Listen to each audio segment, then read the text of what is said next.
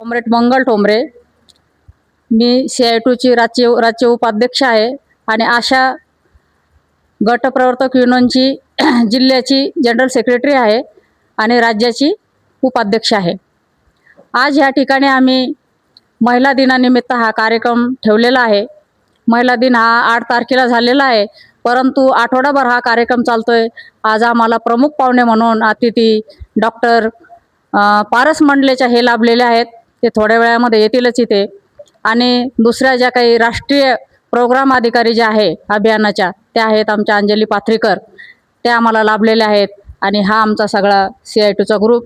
माझ्या बाजूला सुपरवायझर म्हणून नवगिरे मॅडम आहेत, इकडच्या बाजूने तन्वीर मॅडम आहेत आणि ह्या सगळ्या आशा.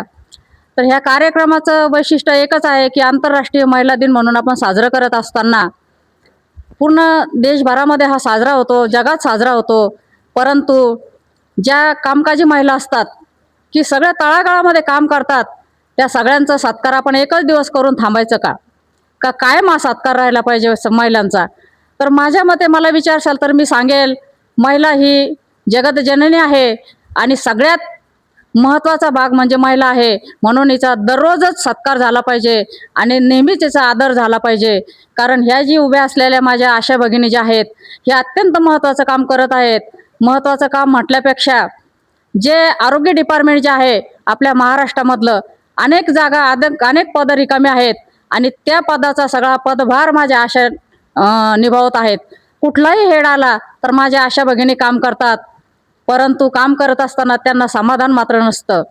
तर संघटनेच्या माध्यमातून जो काही लढा 2014 पासून सुरू झालेला आहे, त्या 14 पासूनच्या लढ्यामध्ये थोडं थोडं थेंबे थेंबे तळे साचे, तर असं थोडं थोडं मानधन त्यांचं वाढत गेलेलं आहे. परंतु आमची मागणी संघटनेच्या माध्यमातून या महिला दिनाच्या निमित्ताने एकच राहील की आमच्या आशाला लवकरात लवकर किमान वेतन, सामाजिक सुरक्षा, प्रॉव्हिडंट फंड आणि SI हे सगळं लागू झालं पाहिजे, की जेणेकरून ती घरामध्ये थोडं तरी समाधानी राहील आणि तिच्या लेकराबाळाला थोडंसं मध्यम वर्गाचं जीवन ती जगेल आणि लेकराबाळाला व्यवस्थित खानपान करू शकेल. आजच्या महागाईच्या काळामध्ये हे मानधन अजिबात पुरत नाही आहे. म्हणून तुमच्या माध्यमातून मी विनंती करते की सरकारला की आशांकडे लक्ष द्या. संपूर्ण भारत देशामध्ये या 10 लाख आशा आहेत आणि आपल्या महाराष्ट्र राज्यामध्ये 80,000 आशा आणि 3,500 गट प्रवर्तक आहेत.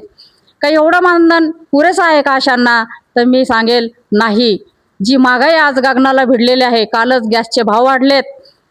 गॅस जवळपास आता 60 रुपयाने तिकडनं वाढलेला आहे, परंतु आता तो 110 रुपयापर्यंत वाढेल, म्हणजेच 1100-1150 रुपयाला तो गॅस पडणार आहे. तर माझ्या अशा भगिनीला जर तुम्ही विचारलं तर अशा भगिनीकडे नाही ते कामं सोपवले जातात. अगदी बाळाच्या पहिल्या महिन्याचा जो गर्भ आशाला मातेला राहतो तेव्हापासून तर ते बाळ 15 महिन्यापर्यंत त्या आशाच्या ताब्यात असतं. त्याला अत्यंत सुखरूप आणि सुदृढ घडवण्याचं काम ही माझ्या आशा भगिनी करत असते.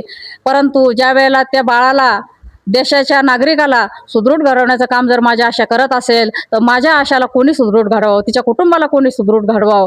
म्हणून सरकारला परत एकदा मी विनंती करेल की आशांकडे किमान वेतन आणि सामाजिक सुरक्षा ह्या सगळ्या गोष्टी मिळायला पाहिजे. कालच आमच्याकडे आनंदाची गोष्ट मला सांगायला खूप बरं वाटेल आशाताई, म्हणजे आपण डिक्लेअर नंतर करणार होतो. पुण्याला आमची रात्री मीटिंग झाली ऑनलाईन. पुण्याला एक केस टाकलेली होती. आशा, शालेय पोषण आहार, अजून अंगणवाडी ह्या सगळ्या लोकांची केस टाकलेली होती आणि पुण्याच्या कोर्टाने अत्यंत महत्त्वाचा असा आशिया खंडातला पहिला असा तो निर्णय आहे की तो आमच्या बाजूने लागलेला आहे. आणि त्या अनुषंगाने आम्ही आता प्रत्येक जिल्ह्यामध्ये त्या आधारे आम्ही आशिया खंडामधला तो पहिला रिझल्ट आहे, त्या आधारे आम्ही सुद्धा जिथं जिथं आमच्या आशा काम करतात, स्थानिक स्वराज्याला जिथं जिथं काम करतात तिथं तिथं त्या सगळ्या केसेस आम्ही करणार आहोत. आणि आनंदाची गोष्ट अशी की अजित अभ्यंकर अभ्यासू माणसं आमच्या सोबत आहेत. CI2चे माणसं हे अत्यंत अभ्यासू आहेत, हे सांगण्याची गरज नाही आहे. कारण देश घडवत असताना CI2चा खूप मोलाचा वाटा आहे.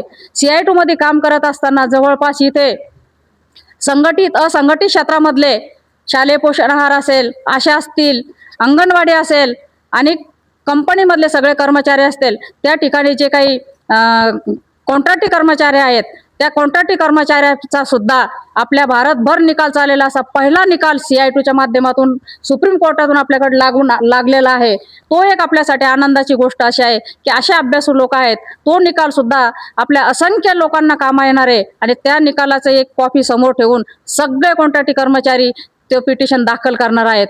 तर आजच्या दिवशी खरं तर आम्हाला आनंद साजरा करायचा आहे, म्हणून आमच्या आशाताई आज जरा आगळ्या वेगळ्या स्वरूपामध्ये आहेत, सगळ्या आलेल्या आहेत. आणि थोड्याच वेळामध्ये डॉक्टर मंडलेचा सर जे प्रमुख अधिकारी आहेत महानगरपालिकेचे, त्यांचं आम्हाला सतत सहकार्य लाभलेलं आहे. कोरोनाच्या अत्यंत बिकट परिस्थितीमध्ये सरांनी खूप चांगलं सहकार्य केलेलं आहे आणि आपल्या शहराला सुद्धा खूप चांगलं संकटातून सोडवलेलं आहे आणि आशांचं त्यावेळेला खूप सगळं मदत लाभलेली आहे. म्हणून तुमच्या माध्यमातून सांगते मी की आशांकडे आत्ताच स्वराज्य संस्थेच्या निवडणुका झालेल्या आहेत आणि महापौर साहेब मागच्या पंधरवड्यामध्येच खुर्चीवर बसलेले आहेत. तर तुमच्या माध्यमातून महापौर साहेबांना सुद्धा मी निरोप देते की स्थानिक स्वराज्य संस्थेमध्ये माझ्या आशा ह्या काम करत असताना 2002 पासून काम करतायत. तर आम्ही आता लवकरच त्यांना पत्र देणार आहोत की महानगरपालिकेचा आस्थापना क्रमांक माझ्या आशाला देऊन नगरपालिकेमध्ये नोंद यांची करावी, अशी मला तुमच्या माध्यमातून सांगायचं आहे.